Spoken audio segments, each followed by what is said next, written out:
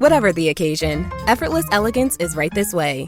Because Hilton brings you new ways to stay courtesy of the Nomad London. And it doesn't stop at award-winning dining in a space draped in velvet and illuminated by vintage chandeliers. No, this day goes beyond with unparalleled personalized service and attentive hospitality. Oh, and did we mention the Nomad London can be booked using your Hilton Honors points at Hilton.com? Hilton, for the stay. You know that feeling when someone shows up for you just when you need it most? That's what Uber is all about. Not just a ride or dinner at your door. It's how Uber helps you show up for the moments that matter. Because showing up can turn a tough day around or make a good one even better. Whatever it is, big or small, Uber is on the way. So you can be on yours. Uber, on our way. Good afternoon, guys, and wherever you are in the world, I'm really excited about today's podcast.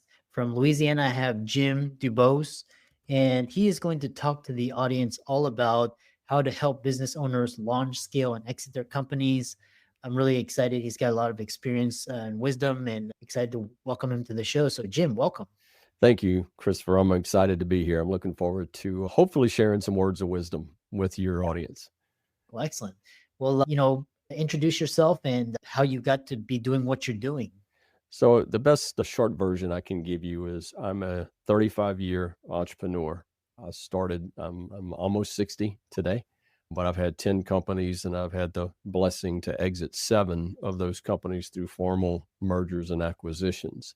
Most of the companies were B2B, a couple were B2C companies.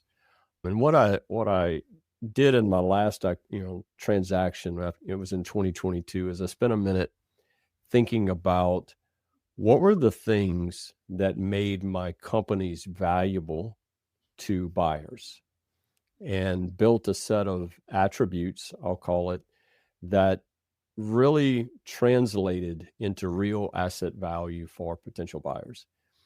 And then the second element was, because my last company was probably my most fulfilling personally.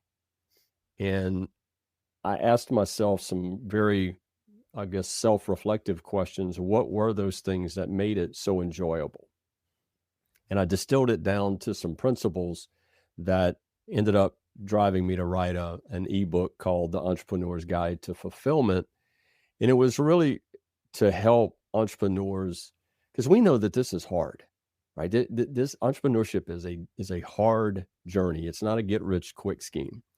And so, how do you find fulfillment every day in operating your companies, and how do you operate them, regardless of whether or not you want to sell or not, with attributes in mind that give you options, quite frankly, and freedom from your business? So that's at a high level. That's who I am and what I'm doing.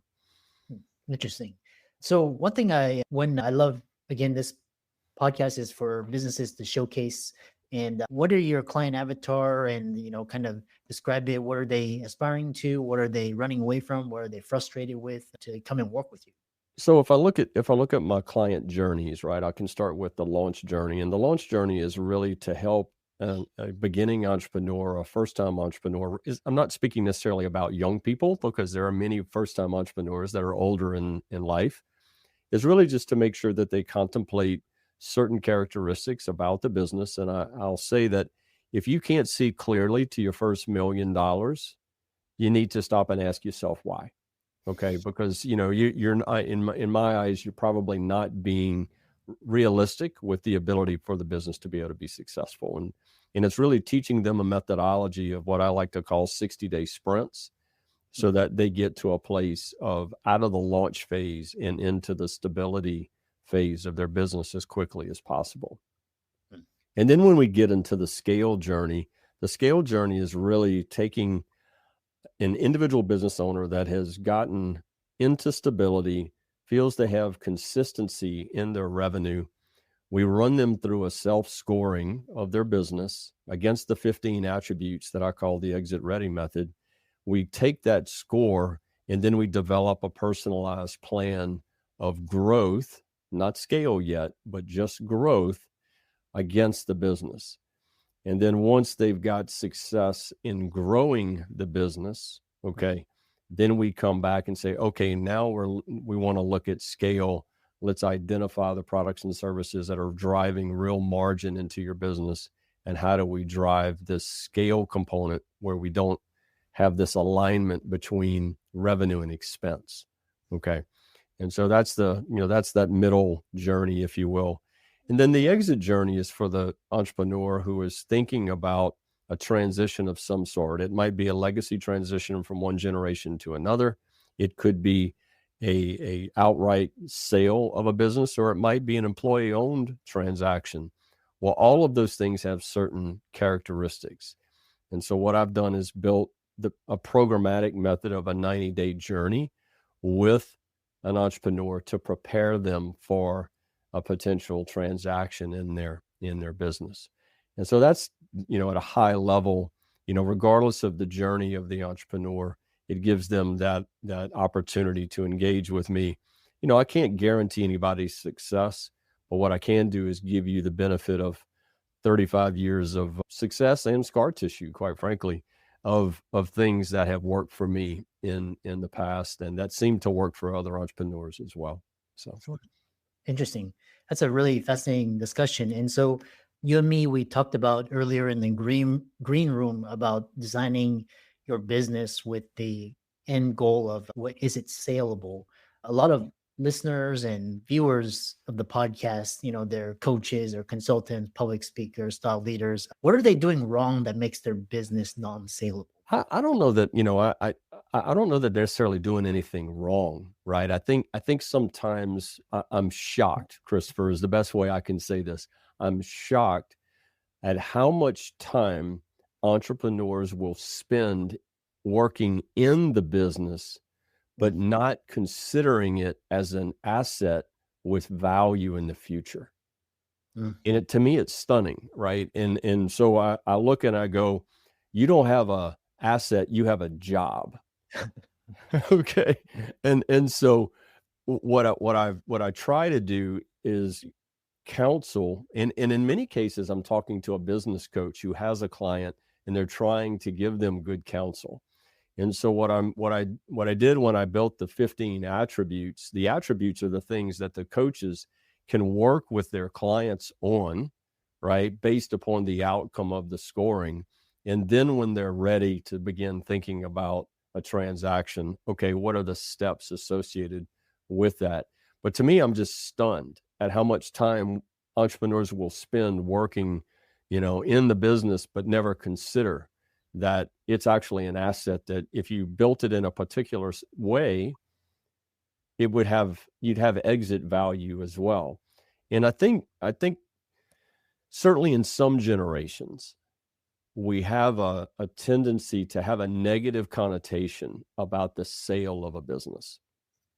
It's almost it's interesting in some dialogue you have, it's like, oh, are you're letting people down in some way? Are you turning your back on your employees or on your customers?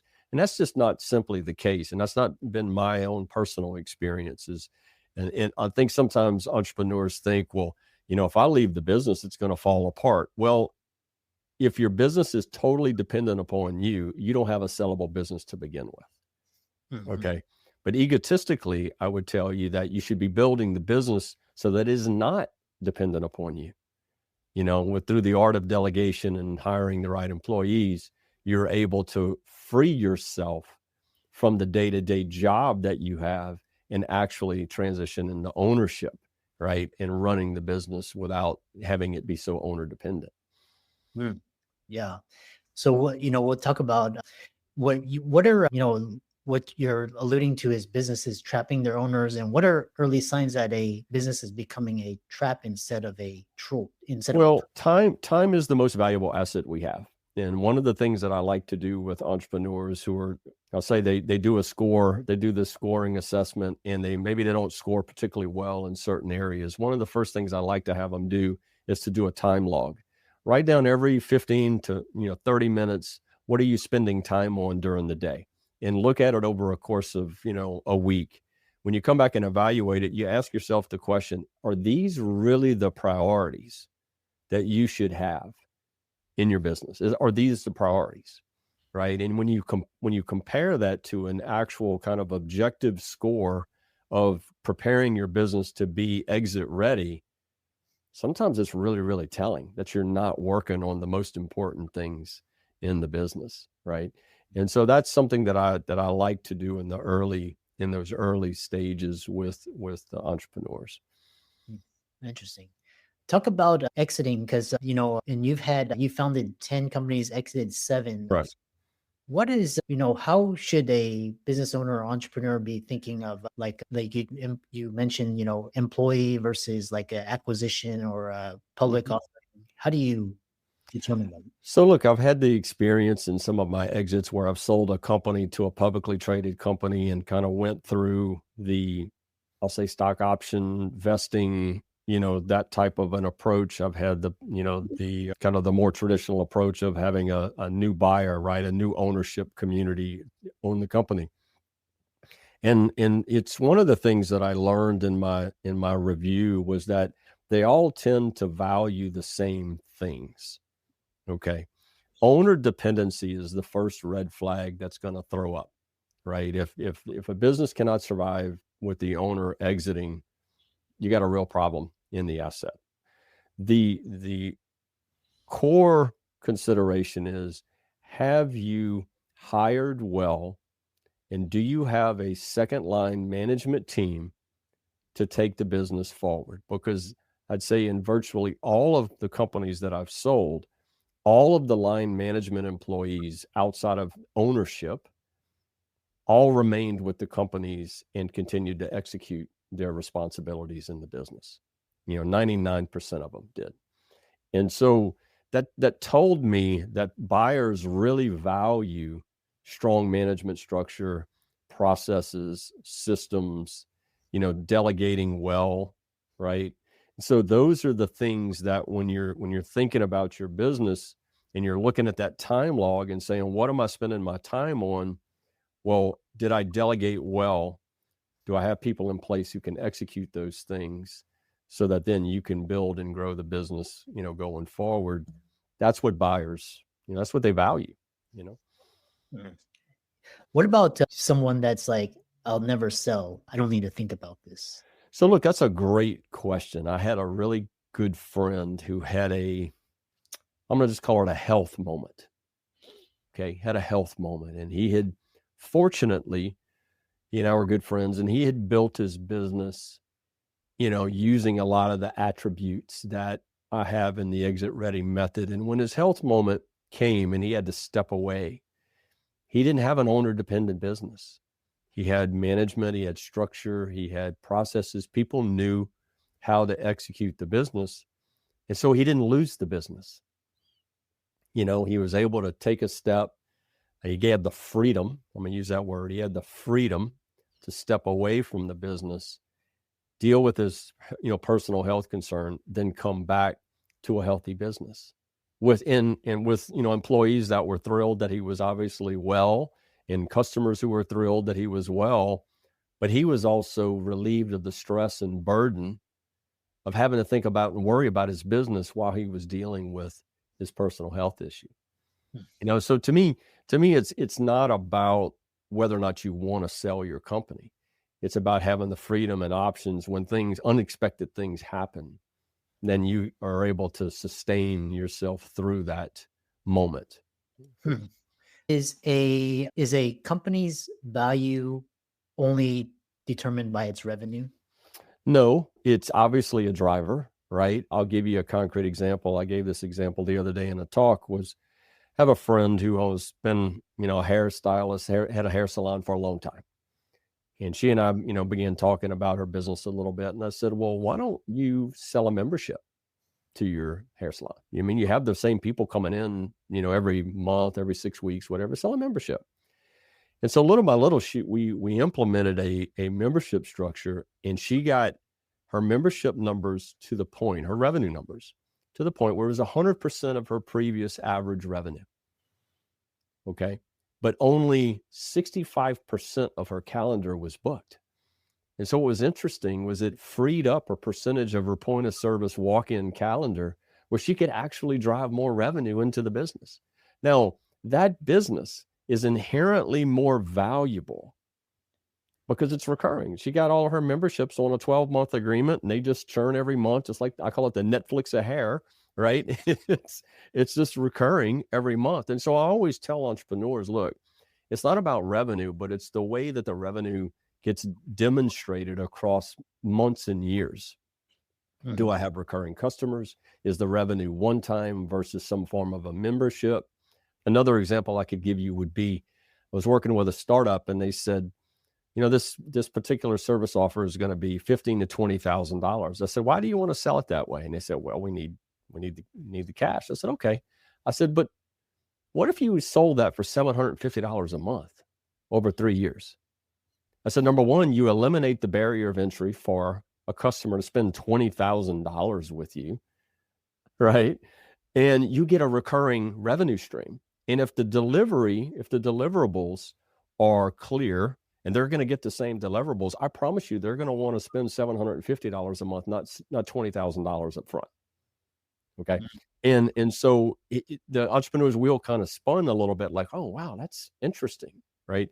And so really what I generally tell entrepreneurs is look at the top 4 or 5 products and services that are really driving revenue and margin. Let's use that word, and margin into your business, and ask yourself, how do I turn these, if these are one-time revenue moments, how do I turn these into recurring revenue moments? Because that's inherently more valuable. The multipliers that are applied to those portions of the revenue stream in your business, because they typically are higher margin, are significantly different than one-time, components. The other value indicators are the industry that you're in. So what's happening in the industry trend, the geography that you're operating in is obviously a factor. Any type of IP, so I go through that when I go through the self-scoring of the attributes. I kind of highlight those areas of the business that all drive value. But obviously, no buyer wants to have a company that revenue's decreasing, right? They want to see growth. They want to see scale. And so obviously it's a component, but it is important to ask, is it repeatable, right? That repeatable nature of that business is very important to buyers. Interesting. Yeah. So, kind of round it out, if you had to do it all over again and just zero money, zero connections, what should entrepreneurs be focusing on? Well, look, my own experience was always that I needed to render value to the market that I was trying to serve. And my own experience, particularly in B2B companies, is that B2B businesses, they basically decide to spend money on one of 3 reasons: to make money, to save money, or to mitigate a risk. And if your solution doesn't meet one of those 3 characteristics, if you can't clearly articulate it, guess what? They're not going to buy it. And so I think it's very important that you evaluate the product and or service that you're bringing to the market. Seth Godin had, a great expression: design your products and service around what the customer wants, right? And so really understanding the customer value, what it is they want, and then creating the product and service around that is really the key. And to me, my own experience was that you need to solve problems. Your solution, whatever you're bringing to the market, needs to solve a problem. Because if it inherently doesn't meet one of those 3 objectives, or it doesn't clearly solve a problem, more than likely they're not going to spend the money. In B2C, it's a little different. A B2C, typically we value our time. We're looking at entertainment as a component of that. And so when you're designing services for a B2C customer community, again, you have to ask, well, why would they spend money on this product or service? Does it add value? Does it give them time back? Is it an entertainment component, right? Health, education, entertainment, these areas of business, you need to really understand the buyer and ask yourself, are they really willing to spend this money, on that? And so that's how I would approach bringing any business to market, is really having a clear value proposition whether it be to B2B or B2C. Interesting. How can people connect with you and reach out to you and learn from you? Well, my website is dubos.me, DUBOS.me. You can email me at entrepreneurship@dubos.me. Lands right in my inbox, and I'm happy to help. There's quite a few free sets of material on the website, regardless of the customer journey you're on. And I love to help both business owners and coaches. And so if there's coaches out there that want, and need help with a particular situation, I'm happy to work with coaches as well. Excellent. Well, thanks so much for coming on and really interesting discussion. Thank you, Christopher. Appreciate it.